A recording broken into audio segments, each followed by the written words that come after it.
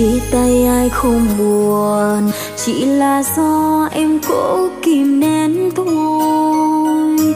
Lệ rơi ướt bờ môi vì giờ đã chia tay nhau mất rồi. Cô quên đi một người, người mà em đã từng rất yêu. Phải làm sao đây để được nâng niu, yêu nhau bao lâu nhưng anh còn chưa hiểu. Hạnh phúc nhỏ bé nhưng điều em ước mong chỉ vậy thôi, nhưng tại sao anh đã không làm được lời hứa anh trao em ngày xưa, yêu em đến ngàn sau để giờ đây chỉ mang đến niềm đau. Giọt nước mắt rơi em không muốn anh xa đi, bởi vì em một ngày qua đã yêu anh rất nhiều. Tình cảm em trao anh đậm sâu, giờ đây đã mất nhau, vậy tại sao không cho nhau khoảng cách để chôn vùi quá khứ.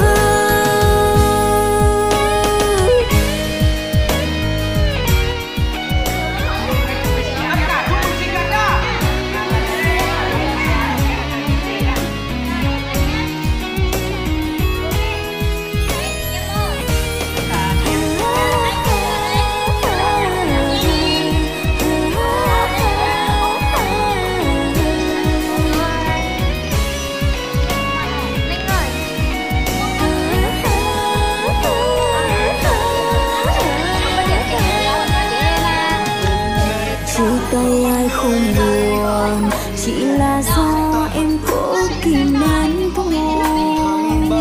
Lệ rơi ướt bờ môi vì giờ đã chia tay nhau mất rồi.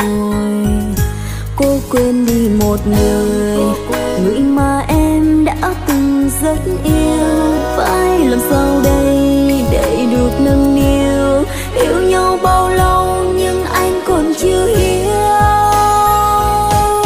Hạnh phúc nhỏ bé nhưng điều em ước mong chỉ vậy thôi, nhưng tại sao anh đã không làm được lời hứa anh trao em ngày xưa, yêu em đến ngàn sau để giờ đây chỉ mang đến niềm đau.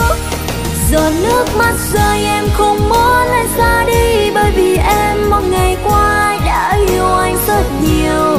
Tình cảm em trao anh đậm sâu, giờ đây đã mất nhau, vậy tại sao không cho nhau khoảng cách để chôn vùi quá khứ. Hạnh phúc nhỏ bé nhưng điều em ước mong chỉ vậy thôi, nhưng tại sao anh đã không làm được lời hứa anh trao em ngày xưa, yêu em đến ngàn sau mà giờ đây anh không giữ lời hứa. Nước mắt rơi em không muốn anh xa đi, bởi vì em một ngày qua đã yêu anh rất nhiều. Tình cảm em trao anh đậm sâu, giờ đây đã mất nhau, vậy tại sao không cho nhau khoảng cách để chôn vùi quá khứ. Tình cảm em trao anh đậm sâu, giờ đây đã mất nhau, vậy tại sao không cho nhau khoảng cách để chôn vùi quá khứ.